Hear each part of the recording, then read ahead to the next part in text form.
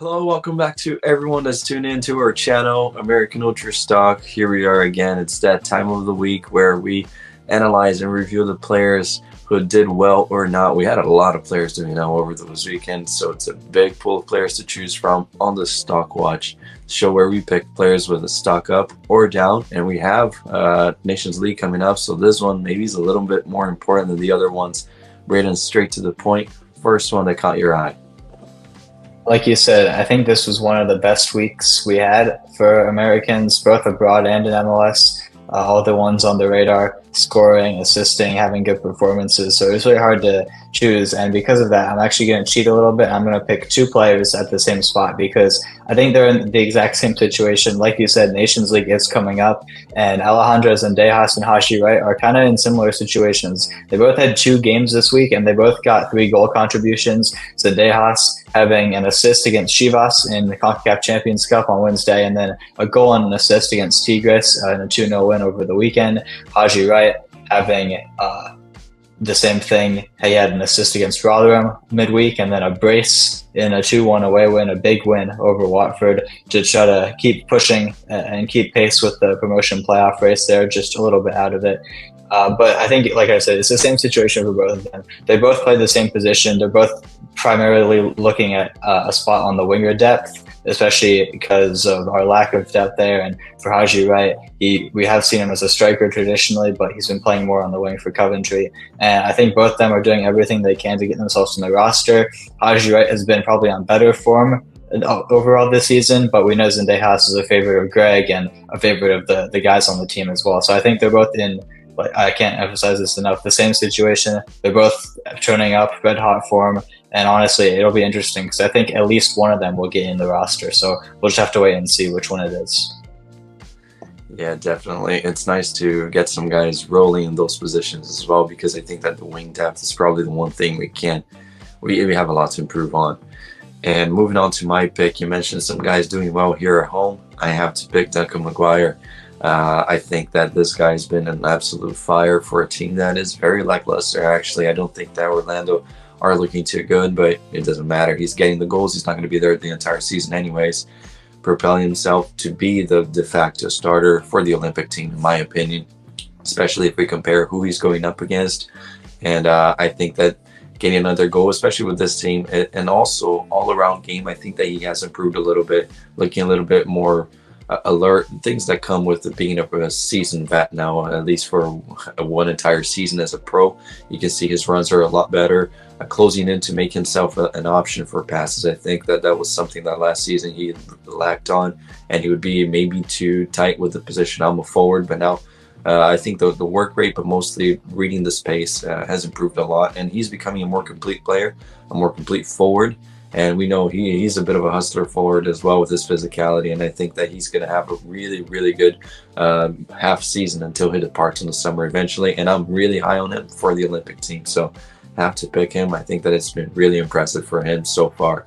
Now, although we had a lot of good guys play, a lot of guys who played really well over the weekend, we have to pick a stock down. So who have you gone with, Brandon? For my first stock down, I'm going to go for a guy who's actually had a really good season so far. It's going to be Griffin Yao. And I think he's had 3 straight pretty underwhelming games for Westerlo, and it's coming at the worst possible time. His form this season has played him into the conversation for the Olympic team, but with them having a camp this March and with his form being a little off right now, I think he might have just played himself out of that consideration. And I think being in this camp is massive because it is the last prep camp before the summer, before the Olympics do happen. So I think being in this camp is absolutely critical for anyone who can get called up, whether they're released or not. And I think just with the form he's in right now, the last couple of games just haven't been the best for him or Westerlo. And I think it's just not the right time to be going cold for Griffin Yao. Yeah, definitely. It's a shame to see, and I think that he's been a really big part of why they had a revival and are not already relegated. But talking about relegation, I've gone with a guy that's definitely relegated. It's going to be Austin Trusty. I mean, they got demolished against Arsenal, but not really on him, to be honest. If you watch the game, some mistakes here and there, but it wasn't the worst performance, I think. It was actually all right. But it was the most recent game against Bournemouth, which I tuned in expecting to maybe see Tyler, maybe see Sheffield do well. Sheffield is so underwhelming. It's just a team of, honestly, I don't want to say what they look like, but they're not very good at all. But I thought that Trusty maybe is getting contaminated there. The way that they shape up at the back, I don't think it really favors him. It doesn't suit his best strengths, really. He's not, at times he does look like the most central defender for them, and I don't think that Austin should be playing there if they're going to play at a back three. I think that he's a really fast defender, good left foot, and he needs to get involved with opening up the play a lot more. So I think Sheffield's been a whole mess, and getting these results, although it's not on him, it's definitely a little bit demoralizing. I hope that it doesn't create a barrier where he thinks that it's a huge step up for him to be in the Prem in the future, because he's going to play in the Championship next year. Hopefully we see him in the Prem, but has to be a stock down, especially with, Miles Robinson scoring, Nations League coming up. Greg loves MLS guys, so it's got to be tough for him. But on a brighter note, next one for Stuck Up. And I will say, in defense of Trusty, it's a little confusing how they're playing him. One game he's playing a left back, the next he's the central center back in a back three. It just doesn't really seem like they have an identity, and him playing in all sorts of different positions, not locking down one singular spot, I think is really hurting his development and his situation there. But onto a brighter note, like you said, my next stock up, I'm wearing the jersey again. It has to be Paxton Aronson. Despite a big loss for Vitesse, and honestly, this could be the dagger for them to go down this season. But it doesn't really matter for Paxton, who still scored and got man of the match despite the loss. I thought he was absolutely excellent. He was at the heart of everything that Vitesse had going forward. He really created all of their chances, had another chance that he honestly should have had a brace, just shooting it wide.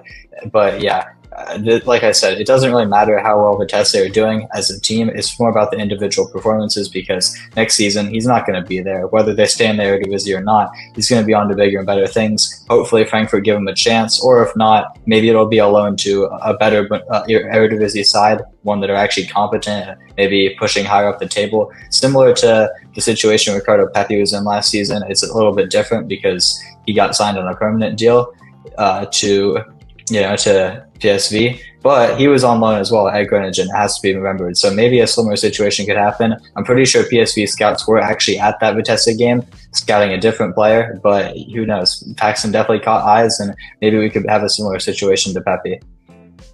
Yeah, and we talk about Olympics. I mean, this guy is the reason why we're in the Olympics, and German clubs are historically really good about releasing their players to the Olympics. I know they didn't release them to Camp Cupcake, which is actually a good thing.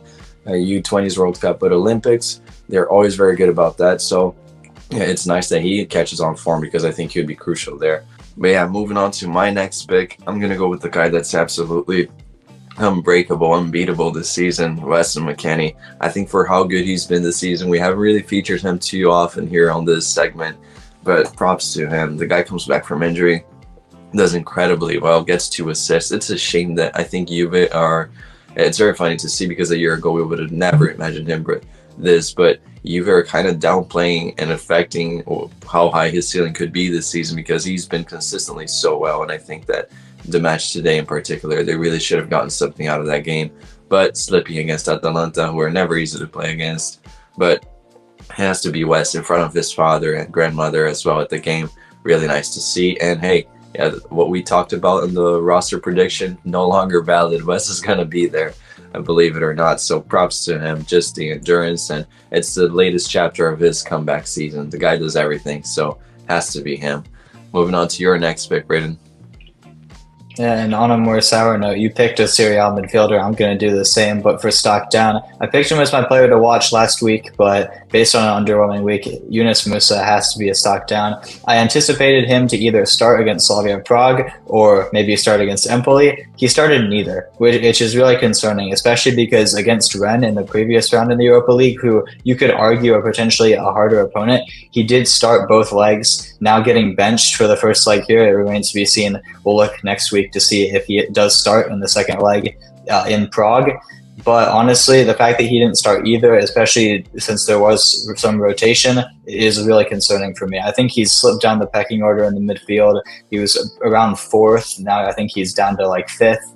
And yeah, I don't think it's been a good season for him, in all honesty. Not that he's been playing bad. I think he's been actually pretty solid whenever he does get minutes. But like I said, when he did make the move, I think it was just a step too big too soon.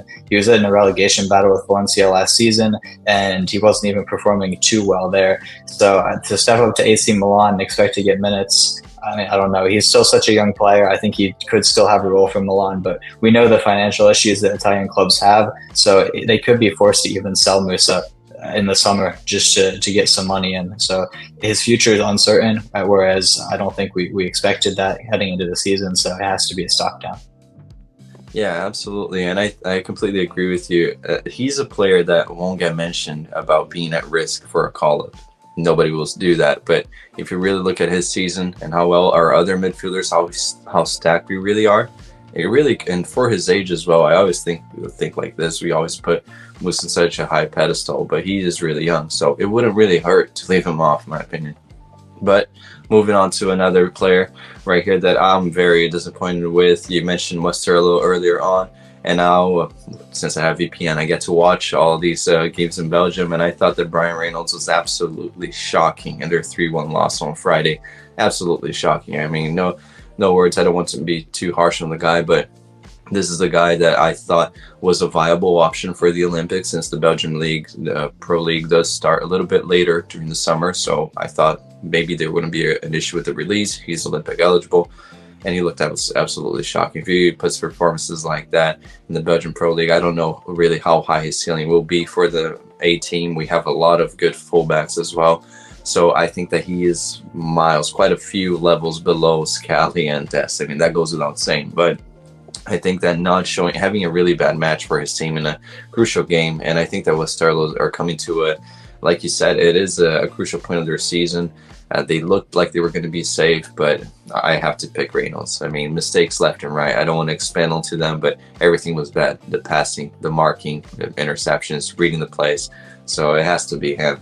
Sorry, I was a little bit harsh on Reynolds, but if you are a Westerlo fan, you would have probably agreed with me. Now, moving on to the last bright spark of the weekend, and this was a really tough list to make, so I'm looking forward to see what's the last choice on your one. You mentioned him briefly, actually, just talking about Reynolds. It's going to be Serginho Dest. And I think, kind of like you mentioned with Weston, he's kind of a player who has been not really included too much in the stock ups this season, but similar to Weston, he's just been so good all year. He's made the Eredivisie Team of the Month 4 months in a row now. He's basically a lock for Team of the Year. I think he's been probably the best fullback in that division, and he saves PSV again here. Not that they really need much saving this season. An unbelievable team, but absolute golazo from him against Go Ahead Eagles, the only goal of the game to give PSV the win. They just keep extending their lead at the top. It's only a matter of time before they do clinch the title, and a big game coming against Dortmund pretty soon in the Champions League. So I'm intrigued to see how that goes. He's had a couple issues against higher level opposition this season, so it'll be interesting to see how he does perform in a crucial second leg in the Champions League. But for now, it has to be a stock up for Dest. He's had an incredible bounce back season after a couple uncertain years at Barca and Milan. And it'll be very interesting to see where he goes from here, because he is still technically a Barca player. Could they try to keep him again for a third, fourth, fifth time? I hope they've learned their lesson. I hope Dest has learned his lesson too. But we'll see what happens this summer for him. I mean, he definitely made arguments for himself to stick around, especially since Xavi's leaving. So you never know, but I agree with you. A really good season for him. The last one that makes my list is also a fullback. Maybe some people don't really know him. They should get to know him pretty soon. Nathaniel Brown. I know that he's not fully committed to the U.S. I don't even know if we will get him. But I think that with all of this left back depth, you could say that we don't really need him. Well, watch him play. Really, really impressive. Again, Olympic eligible at a German club. I think especially for his situation would be really easily releasable, if you want to say.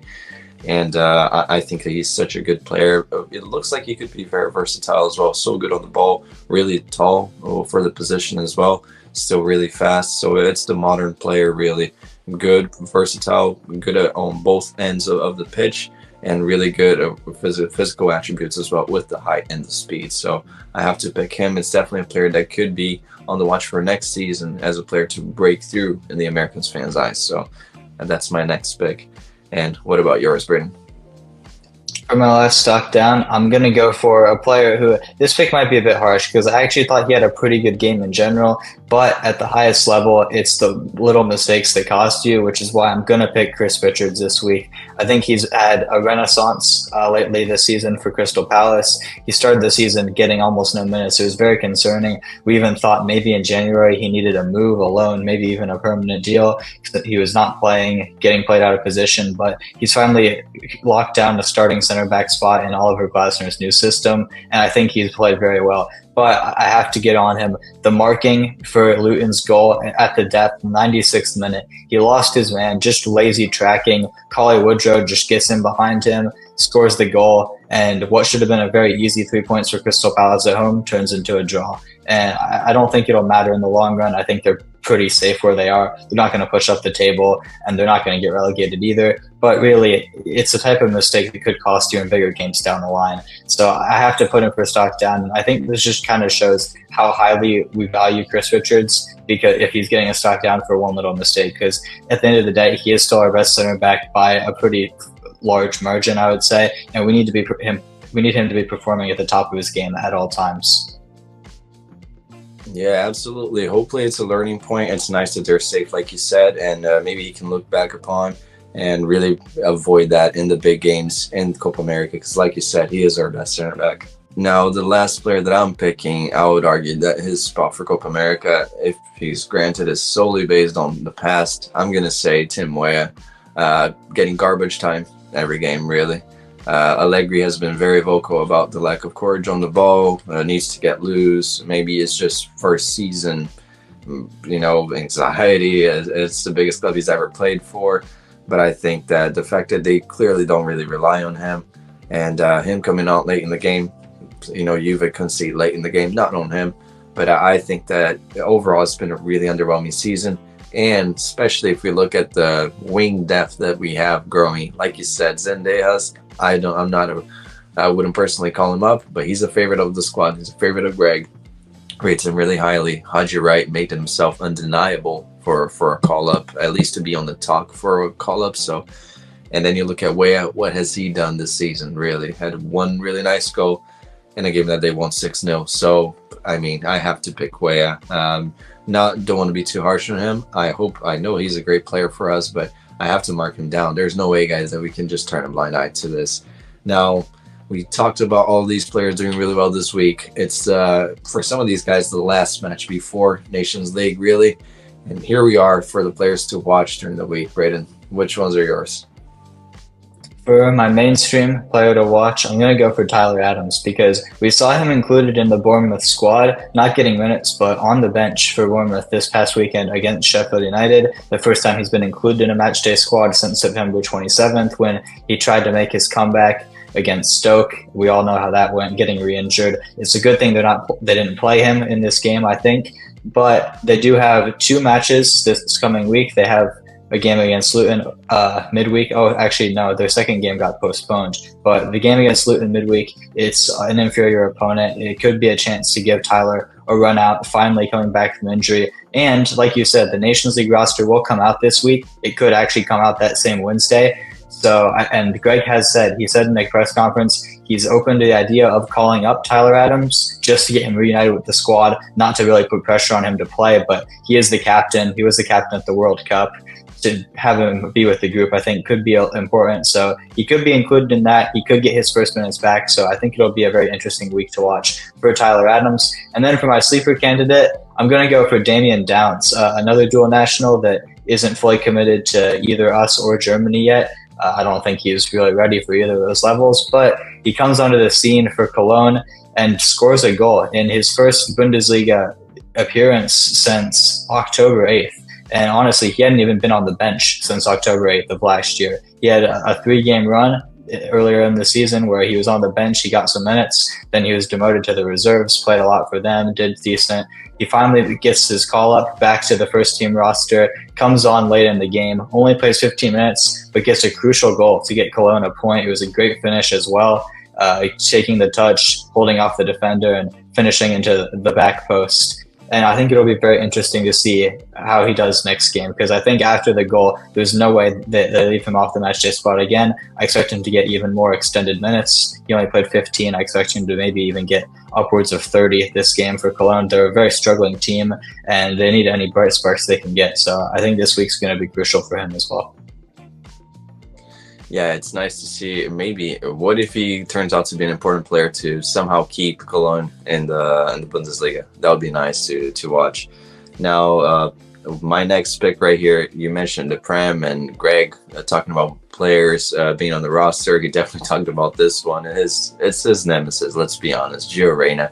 I don't think that there's two ways about it.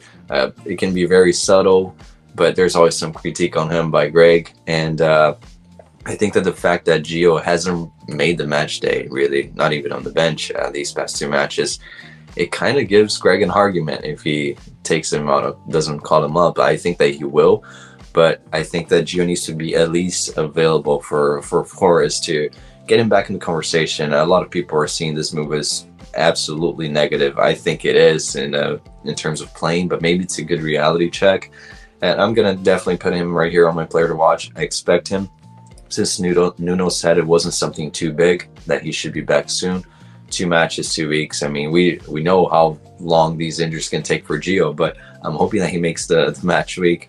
Again, matches are crumbling down now in the Prem. Lots of times they play twice a week, so I hope that he gets some minutes. I'm definitely going to put him in my stock watch, and hopefully he gets more than 10 this time around. I think that Gibbs White runs so much every single game, so it would definitely be nice and come in handy if Gio could get some minutes there. Now, my next player to watch, it's one that's fighting for promotion, it's Christopher Lund. I'm not going to expand into Venezia, but I think that for Palermo, it's a crucial time in their season. They have looked awful in the past matches. Even the last win right now against Lecco, the worst team in the league by far. Shout out to our legend, Andrija Novakovic, by the way. But I have to say, Lund's Palermo, they look really shaky. I've backed them to get promoted through the playoffs, but it has been looked really, really shaky. I'll definitely watch him, as it is a match against one of the best teams in Serie B, Venezia, who have been catching on some form. And I think that Lund's going to have a really huge day in the office with the way the Venezia plays, and I hope that he can do well. But stops right there and loses the game ultimately. But I hope that he does well, and I think it's also important for him to get a good showing against a good side as preparation for Nation League comes around. Since he plays in Serie B, this is as good of a match as he can get. So I hope that he does well, and it's a match right at the top. So it could define as well how the seasons will be for both teams. So those are my players to watch. Any other comments before we leave off? Yeah, definitely let us know in the comments, guys, who are your picks for this week? Because we had so many players, like I mentioned earlier in the video. There's so many guys who performed this week. So if there's any really notable snubs that you think that we should have mentioned, let us know in the comments. We're always open to hearing and interacting with you guys. So looking forward to that. Absolutely. And for some of you that may have said, why haven't we picked Pulisic? Well, his stock is already all the way up. This is what we expect, really. So again, great week. Let's hope that we have another great week coming up. You know, it's a crucial part of the season for so many of our guys playing abroad and at home as well that want to get into the call-ups. So thank you so much for watching. Thank you for subscribing. Share it with your friend if you can, and we'll see you next time.